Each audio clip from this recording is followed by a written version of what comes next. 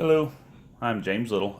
Today I'm going to be doing a presentation on Frank Serpico, the whistleblower of the New York Police Department. Frank Serpico, reality versus Hollywood. Real life Frank Serpico, he was a New York City police officer that didn't like what he was seeing while he was working the streets in New York in the 60s and early 70s.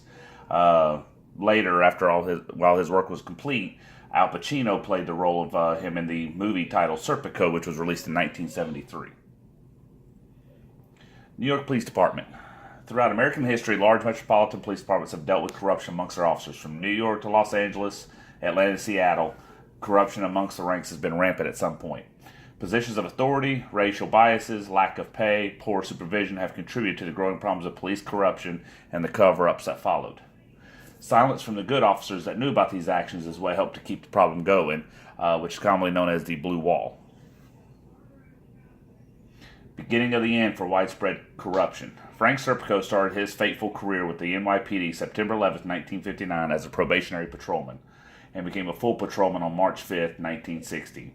He then rose to the level of plainclothes detective. He was finally assigned to work in vice and racketeering. In return, he uncovered police corruption. Corruption was everywhere. Serpico was seen as an outsider by almost everyone he worked with. He was offered an envelope of cash. His ethics told him he needed to report it. He was immediately told to forget about the problem.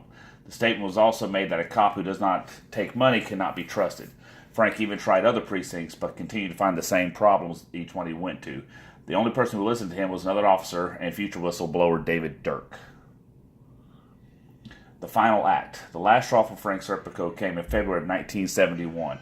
Frank was assisting in a drug raid, and while trying to arrest a suspect, Frank was shot in the face with a .22 caliber revolver. To make the situation worse, instead of putting out a 1013 officer needs assistance call, his partners just stood by. Finally, an elderly tenant department called for help when he discovered Frank had been shot. The bullet had struck just below the eye and was lodged in place right around the cheekbone. Formation of the Knapp Commission.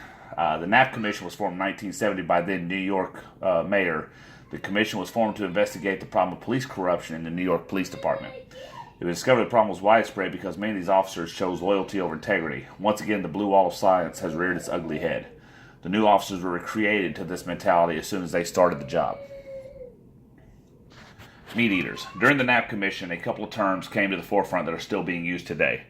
There are two types of unethical officers. One type came to be known as meat eaters. The meat eaters are the worst of the two. These are the officers that aggressively pursue major corruption. Examples of this would be officers taking part in drug deals, shaking down drug dealers and businesses, and even acting as hitmen for local gangs and drug dealers. The grass eaters. Grass eaters were the officers that took part in the corruption, but were minor players. These were the officers that were accepting bribes, looking the other way when they saw wrongdoing taking place, and failed to report what they were doing or seeing. These officers were the majority of the corruption, but were not actively pursuing it like the meat eaters. They were merely taking part out of peer pressure. And Frank Serpico today. Frank Serpico has now become someone recluse who surfaces in public on occasion. He claims that he still receives death threats to this day for being one of the biggest whistleblowers in law enforcement history, but he also helped to make law enforcement a better career for everyone. And this concludes this briefing.